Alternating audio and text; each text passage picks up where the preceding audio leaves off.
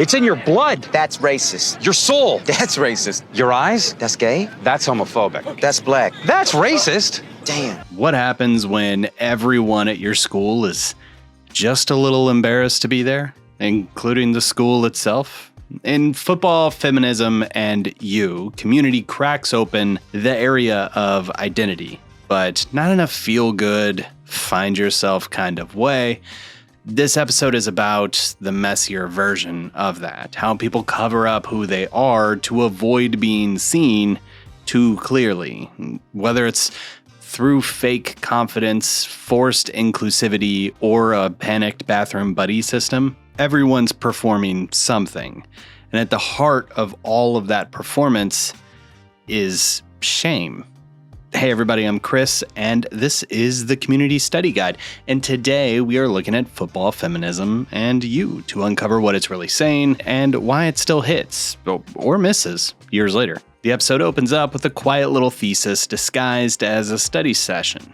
Annie's tutoring Troy on the life cycle of stars, white dwarfs, black holes, collapses, and transformations, while Pierce immediately hijacks the moment with a joke about his own.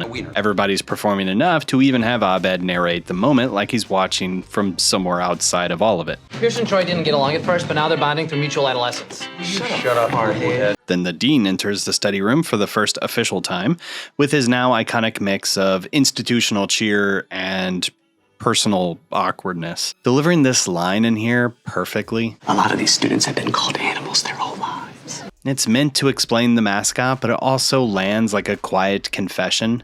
Everyone here is trying to outrun something, past reputations, failed dreams, personal letdowns.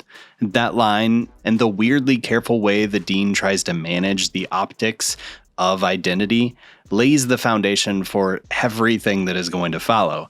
This is an episode about football and feminism and what people do when they feel like they are not enough and what kind of mask they put on to survive. Act 1 sets everything in motion. The dean crashed the study group to pitch Troy on joining the Greendale football team, hoping to boost school spirit and visibility.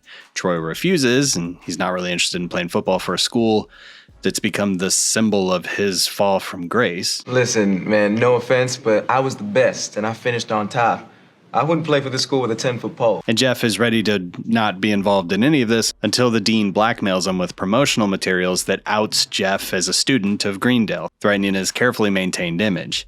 Meanwhile, Britta fumbles a basic social cue when Shirley invites her to the bathroom, a moment that kicks off a quietly growing tension between them. And in the background, the dean and Pierce begin to design the new school mascot, a completely neutral, identityless human being. On the surface, it's a collection of gags, bathroom politics, forced school pride, and awkward mascots. But each plot is already teasing out the episode's core question.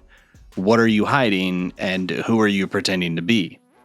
Act 2 pushes everyone deeper into their roles. Jeff starts manipulating Troy, appealing to his ego and nostalgia to get him back on the field. Not for Troy's sake, but to protect Jeff's own image. Annie catches wind of all of this and calls Jeff out, revealing her own investment. She doesn't want to lose Troy to football again, not because she lacks school spirit, but because what he represents to her. Meanwhile, Britta tries to prove that she can do the whole girl talk in the bathroom thing, but every attempt feels forced. She's not wrong about the expectations placed on women, but she doesn't know how to connect without tearing down those expectations in the process. And over in Mascot Land, the dean and Pierce are busy sanding down humanity itself into the search for the perfect non-offensive symbol. Oh, that is our human color wheel. It goes from seal to seal's teeth. What all started as quirky subplots now start to mirror each other. Everyone's managing appearances, dodging visibility, and hiding behind whatever identity feels safest. In Act 3, the performance began to crack. Troy leans into his old persona, Letterman jacket, hallway, political, outdated rap, cocky swagger, but it's also over the top. It feels like a caricature even for him. And he confronts Jeff in a moment that strips both of them down. She accuses him of manipulating Troy, and he fires back by calling out her possessiveness. But underneath the jab seems to be the same fear, and neither of them know who they are without the roles that they've built. But then we get our first breakthrough. Britta finally connects with Shirley, not by pretending to be someone that she's not, but by letting her guard down just enough to admit that she's always felt out of place with women, which leads her later to be able to connect with Annie. Who's my girl? Excuse me, I did it! And in the episode's final moments, Troy reveals a secret. He threw away his potential career on purpose. He chose Greendale because he was tired of the pressure to be great. His confession reframes everything, not just the story, but the whole episode. After all those masks have come off, we're left with one of the most honest moments in this episode. Earlier, Jeff cut Annie down with clinical precision, mocking her attachment to Troy, calling out her need to be needed. But now he softens. He doesn't offer a grand apology or moral clarity, just a willingness to admit that he was wrong. And it's a small gesture of connection. And this my lady, my lord thing, slipping back into the shared bit that they've already established in the series, is a tiny exchange, almost nothing, but it matters. It shows that despite the shame and manipulation, these characters are still trying.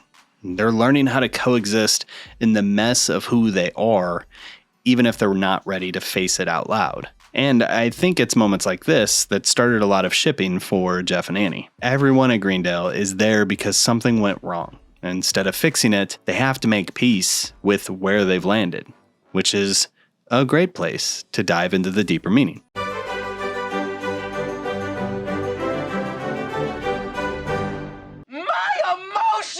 So what is this episode all about? On the surface, Football, Feminism and You plays like a light episode. Gender roles, school spirit, and a deeply unsettling mascot. But underneath the surface is something more honest. A portrait of people who are uncomfortable in their own skin. Shame hangs over everything. Jeff is ashamed of being at Greendale. Troy is ashamed of not living up to his own myth. Britta is ashamed of not knowing how to be one of the girls. Even the school itself seems embarrassed, trying to erase identity altogether with a mascot that literally has no features. The performances that we see, whether it's confidence, disinterest, activism, institutional progressivism, they aren't expressions of self. They are defense mechanisms. Nearly every character in this episode is putting on a show, not to impress, but to deflect. Jeff performs detachment, pretending he's above it all, when he's really just terrified of being seen as a failure. Britta clumsily performs progressivism, using feminist talking points as a shield against the vulnerability of friendship. Troy performs swagger, slipping back into his high school persona because it's easier than admitting that he's scared of pressure and expectations. Even Annie, who thrives on sincerity, performs control, trying to manage Troy's choices as a way to manage her own fear of being left behind. These aren't just character quirks, they're defenses. They're the emotional armor that people wear when shame is louder than self-awareness. And in Greendale, where no one wants to admit how or why they ended up here, that armor gets a lot of use. Nowhere is the theme of shame more literal and more absurd than in the subplot with the school's new mascot. The dean's decision to retire the Greendale Grizzlies isn't just based on a complaint, it's based on the idea that students have been called an animal their whole lives.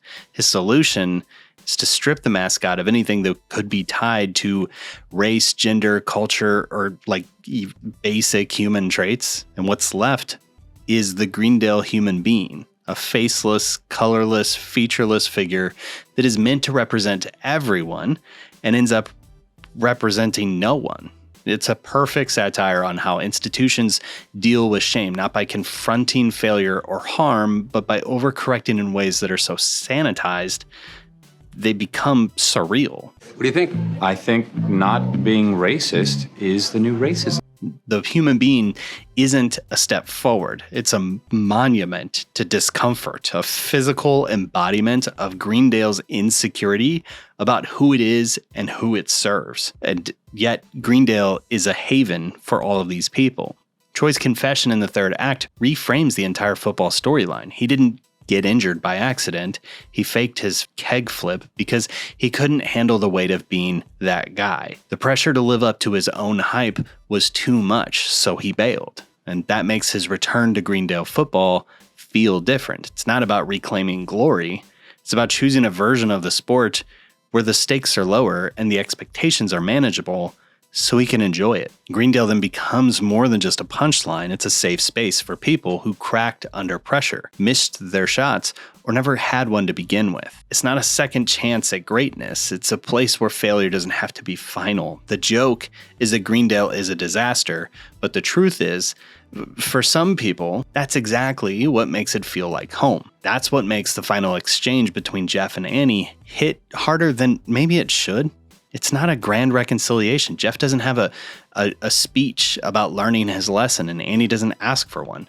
He just shows up, admits he was wrong, kind of, and offers his arm. She takes it. It's like a quiet agreement that we're not there yet, but we're trying. And that's what Community understands so well. Change doesn't come from huge breakthroughs or sudden clarity. It comes from tiny cracks in the armor. Moments where the performance drops just long enough for something real to slip through. But is this a good episode? Football, Feminism, and You isn't at the top of anyone's Community episode rankings, but in hindsight, it's quietly essential. It introduces us to the human being, gives Dean Pelton his first real moment with the full group, and it marks the beginning of Troy becoming something more than a stereotype. On the surface, it plays like a standard sitcom episode, with A, B, and C plots all marching towards clean resolutions. But under the hood, it's doing the work of defining what kind of show Community wants to be. Not quite parody yet, not fully sentimental, but already experimenting with tone and expectation. This is the show learning to build the depth under its jokes, planting themes in the background, letting the character arcs emerge from comedy, and trusting that the audience will pick up on something more honest underneath the laughs. At the time of its original airing, the episode got a mixed reception.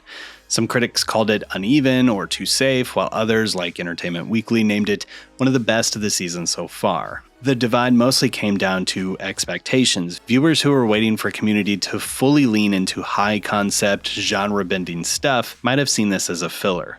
But for others, especially on rewatch, this episode marks a turning point. It's where the characters start to show the cracks in their personas, and where the show starts trusting its audience to find meaning between the jokes. Fans often look back on this one as better than I remembered, especially once they know who these characters become. And in Jeff and Annie's quiet moment outside the pep rally or Troy's hallway rap, you can see the DNA of later, more emotionally complex episodes forming in real time. Football, Feminism, and You is loaded with jokes that just breeze by. The trophy bit is a perfect example. It looks like they won something once. Most valued customer, Henderson Trophy cases. Troy's fight rap name drops like John Kerry and Nancy Pelosi for no reason other than total chaos are a perfect inclusion, and the way it's shot inside the cafeteria leans into some of that chaotic feeling. And then there's the football opponent that I believe I caught as their opponent is the dentist. No mascot, no explanation, just dentist scrawled on a banner like it's completely normal. It's the kind of joke that only works if you're paying attention and also completely willing to accept that Greendale Community College plays competitive sports against trade schools and medical professionals. It doesn't matter. It's not supposed to. That's the Community promise. The world is absurd, and nobody's going to slow down to explain the joke.